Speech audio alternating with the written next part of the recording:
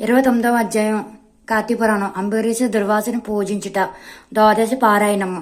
అతి మహాముని అగస్త్యుల వారితో ఈ విధంగా సుదర్శన చక్రము అంబరీషుని నక భయమిచ్చి ఉభయములు రక్షించి భక్తి కోటికి దర్శనమిచ్చి అంతరార్థమైన వైనము చెప్పి తిరిగి ఇట్లు నడుము నారంభించెను. ఆ తర్వాత అంబరీషు దుర్వాసుని పాదములపై పడి దండ ప్రణాళములాచరించి పాదములు కడిగి ఆ కడిగిన నీళ్లు తన శిరస్సుపై జల్లుకుని, ఓ ముని శ్రేష్ఠ, నేను సంసార మార్గం మందున్న యొక్క సామాన్య గుహస్థుడును. నా శక్తి కొలది నేను శ్రీమన్నారాయణ సేవితును. ద్వాదశి వ్రతం చేసుకునుచు ప్రజలకు ఎట్టి కీడు రాకుండా ధర్మవత్తుడై రాజ్యమేలుచున్నాను. నా వలన మీకు సంభవించిన కష్టముకు నన్ను మన్నింపుడు. ఈ మీ ఎడల నాకు అమితమైన అనురాగం ఉండుట చేతనే తమకు ఆ ఆతిథ్యం ఇవ్వవలని ఆహ్వానించితిది. కాన నా ఆతిథ్యము స్వీకరించి నన్ను నా వంశము పావనం చేసి కృతజ్ఞను చేయుడు.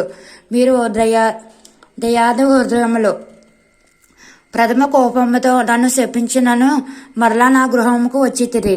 నేను ధన్యును అయితిని.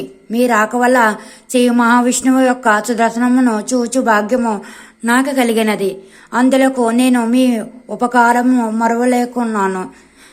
మహానుభావ, నా మనసు సంతోషముచే మీ మెట్లు శుద్ధింపవలనో నా నోట పలుకులు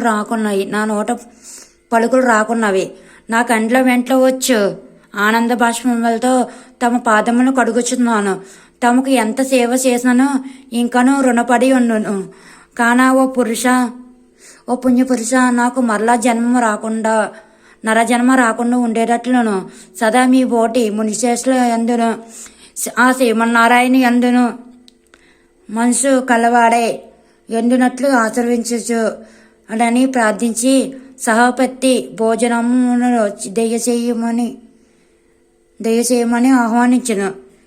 ఈ విధముగా తన పాదములపై పడి ప్రార్థించుచున్న అంబరీషును ఆస్వాదించి, రాజా, ఎవరు ఎదుటివారి బాధను నివారం గావించి ప్రాణములు కాపాడుదురో, ఎవరు శత్రువులకైనను శక్తి కొలది ఉపకారం చేయుదురో అట్టివారు తండ్రితో సమానమని ధర్మశాస్త్రములు తెలియజేయుచున్నవి. నీవు నాకు ఇష్టుడవు, తండ్రితో సమానమైనవు. నేను నీకు నమస్కరించదో నాకంటే చిన్నవాడవటం వలన నీకు ఆయుక్షీణము కలుగును. అందుచేత నీకు నమస్కరించటం లేదు. నీవు కోరిన ఈ స్వల్ప కోరికను తప్పక నెరవేర్చదును. పవిత్ర ఏకాదశి వ్రత నిష్ఠుడవు నీకు మనస్తాపం కలగజేసినందుకు వెంటనే నేను తగిన ప్రాయశ్చిత్తము అనుభవించుటని. నాకు సంభవించిన విపత్తును తొలగించుటకు నీవే దిక్కైతివి.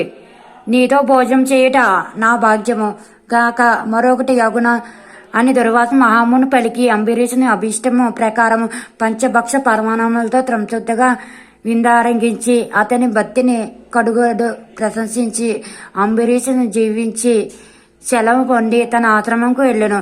ఈ వృత్తాంతము కార్తీక శుద్ధ ద్వాదశి దినమున జరిగినది. కాన ఓ అగస్త్య మహాముని, ద్వాదశి వ్రత ప్రభావం ఎంతటి మహత్యము కలదో గ్రహించేవి కదా.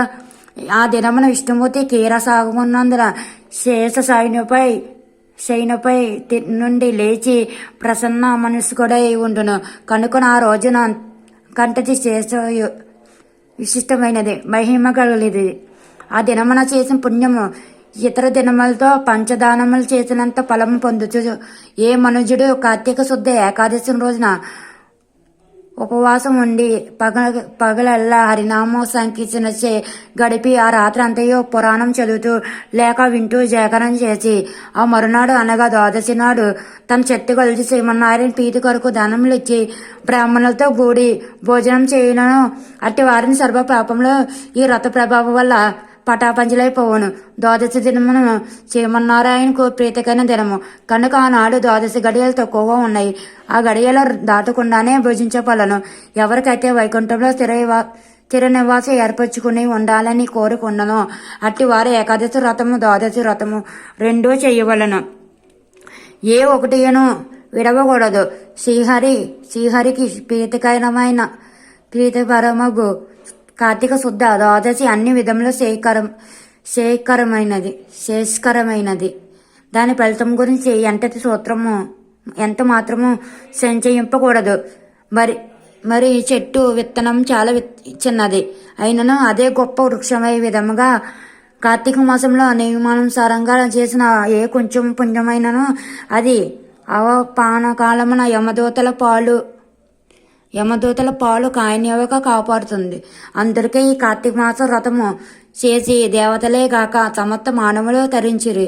ఇట్లు కంద పురంతరుగా వశిష్ఠ పోత కార్తీక మాస మండలి ఏకోసత్రి అధ్యాయము 29వ రోజు పారాయణం. తప్పులుంటే క్షమించండి. Please like, share, comment, subscribe. Bye.